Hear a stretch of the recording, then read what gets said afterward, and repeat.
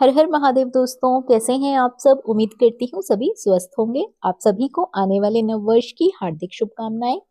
दोस्तों, चंद्र राशि के आधार पर आज हम बात करने जा रहे हैं कर्क राशि वालों के लिए साल 2025 कैसा रहने वाला है। सारी जानकारी संपूर्णता से आपको इस वीडियो के माध्यम से मिलने वाली है।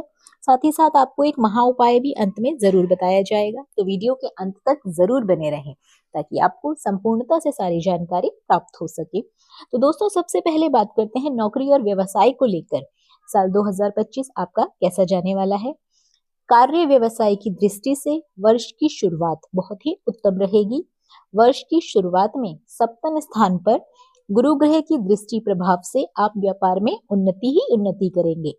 अनुभवी लोगों की सलाह अवश्य ले लें।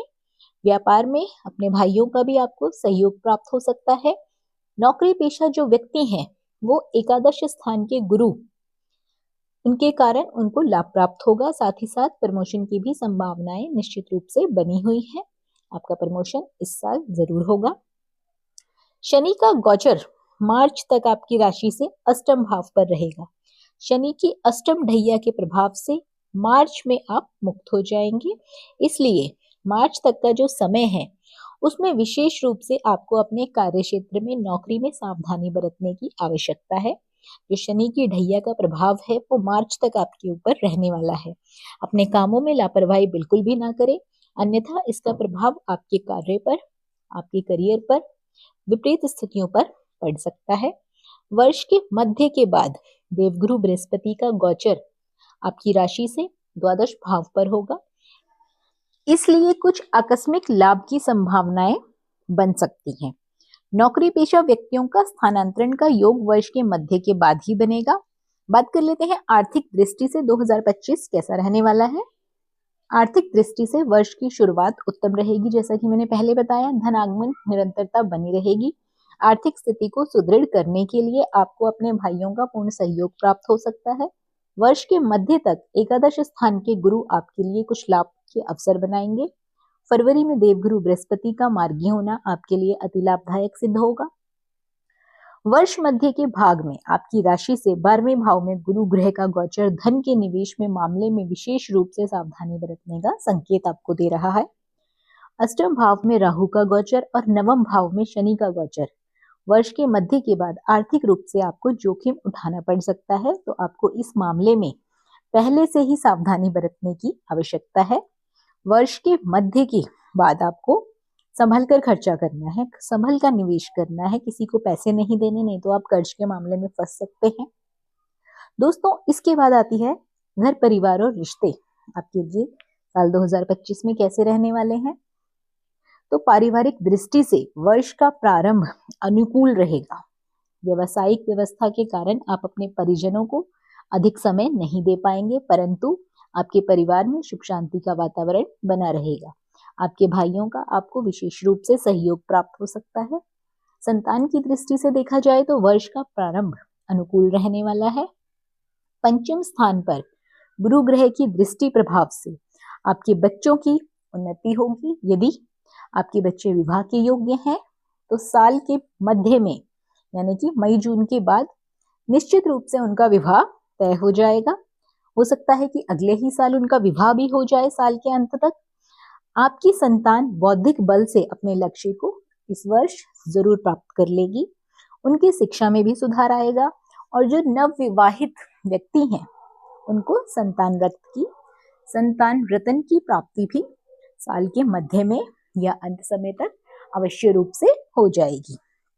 बात कर लेते हैं स्वास्थ्य को लेकर। तो दोस्तों, स्वास्थ्य की दृष्टि से वर्ष के जो शुरुआती समय है वो तो अनुकूल रहने वाला है। मानसिक रूप से आप संतुष्ट रहेंगे। किसी भी प्रकार से आपको चिंता है तो आपको परेशान होने की आवश्यकता नहीं है, क्योंकि जैसा आप भी जानते हैं कि आप लोगों का स्वास्थ्य अभी कुछ ठीक नहीं चल रहा है। तो उसी प्रकार जनवरी से लेकर मार्च स्वास्थ्य संबंधी ध्यान रखना पड़ेगा। आपका जो स्वास्थ्य है वो थोड़ा ऊपर नीचे चल सकता है, आपको परेशानियों का सामना करना पड़ सकता है। तो अपने शरीर को स्वस्थ रखने के लिए संतुलित आहार लें और नियमित रूप से व्यायाम भी जरूर करते रहें। वर्ष के मध्य के बाद जब देवगुरु बृहस्पति का गोचर आपकी राशि से 12वीं और राहु का गोचर अष्टम भाव में जाएगा, तो स्वास्थ्य संबंधित आपको सुधार नजर आएगा। आपकी कुछ पुरानी जो बीमारियां हैं वो भी ठीक होती हुई नजर आएंगी। लेकिन दोस्तों ध्यान रखें कि खान पान पर नियंत्रण रखने की आपको आवश्यकता है। राहु के गोचर अष्टम भाव में होने की वजह से किसी न किसी बड़ी बीमारी की ओर इशारा भी कर जाते हैं। तो आपको उससे बचने के लिए सावधानी बनाकर चलना है, अपने खान पान पर परहेज रखना है, साथ ही साथ डॉक्टरों से चिकित्सक परामर्श भी जरूर लेते रहें। बात कर लेते हैं प्रेम संबंध को लेकर। तो प्रेम संबंधों के मामले में वर्ष के मध्य तक की स्थितियां आपके लिए अनुकूल रहने वाली हैं। जहां एक और देवगुरु बृहस्पति आपके 5वें भाव को बल प्रदान कर रहे हैं, वहीं नवम भाव से राहु अपनी नवम दृष्टि से 5वें भाव की विपरीत स्थितियों को उत्पन्न भी कर रहा है। कुल मिलाकर बात की जाए तो प्रेम संबंधों के मामले में वर्ष के मध्य तक की स्थितियां कुछ मिला जुला प्रभाव देने वाली हैं, उतार चढ़ाव आने वाले हैं। वर्ष के मध्य के बाद ही जब देवगुरु बृहस्पति अपना स्थान बदलेंगे, उसके बाद आपकी कुछ नए प्रेम संबंधों में प्रस्ताव आ सकते हैं। जो आपका मिला जुला समय चल रहा होगा वो नियंत्रण में आ जाएगा।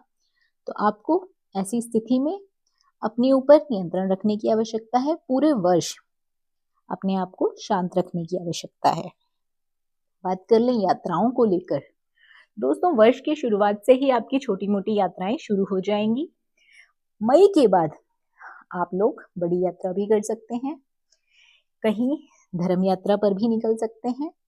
राहु का गोचर वर्ष के मध्य के बाद अष्टम भाव में चला जाएगा, जो कि आपको नौकरी के प्रस्ताव की तलाश भी पूरी करेगा। आपको वो यात्रा भी करनी पड़ सकती है नौकरी की तलाश में। इसी के साथ साथ आपकी कुछ व्यापारिक रूप से जो यात्राएं होंगी वो भी आपको संपूर्ण करनी पड़ सकती हैं। दोस्तों बात की जाए शनि की ढैया की, कर्क राशि वालों के ऊपर जो शनि की ढैया चल रही है, 2023 से आप लोग शनि की ढैया देख रहे हैं। शनि का राशि से अष्टम भाव में गोचर कभी लाभ तो कभी हानि की स्थितियां बना रहा है। ऐसे में मानसिक तनाव, शारीरिक स्वास्थ्य की हानि, इस तरीके के संकेत आपको मिल रहे थे। तो दोस्तों आपके लिए शुभ बात यह है कि 2025 के बाद, यानी कि 2025 में मार्च के बाद आपको शनि की ढैया से पूरी तरह से छुटकारा मिलने वाला है। आप मानसिक रूप से स्वस्थ रहने वाले हैं और शारीरिक रूप से भी आप मई जून तक पूरी तरह से स्वस्थ हो जाएंगे, प्रसन्न महसूस करेंगे। बात कर लेते हैं महा उपाय को लेकर। जिन छोटी मोटी समस्याओं से आपको वर्ष भर जूझना पड़ सकता है, क्योंकि जिंदगी है, उतार चढ़ाव लगे रहते हैं, तो इसके लिए उपाय जरूर कर लें वर्ष की शुरुआत से ही। चाहे आपका समय प्रतिकूल हो, चाहे अनुकूल हो, अच्छा हो, बुरा हो, वर्ष की शुरुआत से ही भगवान भोलेनाथ का अभिषेक करते रहें। प्रतिदिन उन्हें 1 लोटा जल जरूर अर्पित करें। पीली वस्तुओं का दान वीरवार के दिन करें। केला, बेसन की मिठाई मंदिर में जाके आप दान कर सकते हैं। अनाथ बच्चों को दान कर सकते हैं, गरीब लोगों को दान कर सकते हैं। इसी के साथ साथ अगर आप रख पाए तो गुरुवार का व्रत भी रख लें, अति उत्तम होगा आपके लिए। श्री दुर्गा चालीसा का पाठ आप लोग कर सकते हैं वर्ष, चाहे तो महीने में 1 बार कर लें, चाहे हफ्ते के हफ्ते कर लें, चाहे प्रतिदिन कर लें। ये पाठ आपके लिए अति उत्तम रहने वाला है। इसी के साथ साथ हनुमान जी के मंदिर में कभी कभी जाकर हनुमान चालीसा और शनि चालीसा का भी पाठ करते रहें। हनुमान जी को मंगलवार के दिन गुड़ चने का प्रसाद चढ़ा दें, कभी बूंदी के लड्डू का प्रसाद चढ़ा दें। ऐसा करने से जो आपके जीवन में उतार चढ़ाव होंगे वो एक सही ट्रैक पर चलेंगे। इन छोटे छोटे उपायों को करके हम अपने जीवन को स्थिर बना सकते हैं, सामान्य तरीके से जी सकते हैं। आशा करती हूँ ये सभी जानकारी आप लोगों के लिए उपयोगी साबित होगी। वीडियो पसंद आया हो तो वीडियो को लाइक और शेयर जरूर करें, ज्यादा से ज्यादा अपना प्यार दें। और यदि आप चैनल पर पहली बार आए हैं तो चैनल को सब्सक्राइब अवश्य कर लीजिए। बने रहिए आपके अपने YouTube चैनल अंकित वास्तु ज्ञान में। धन्यवाद।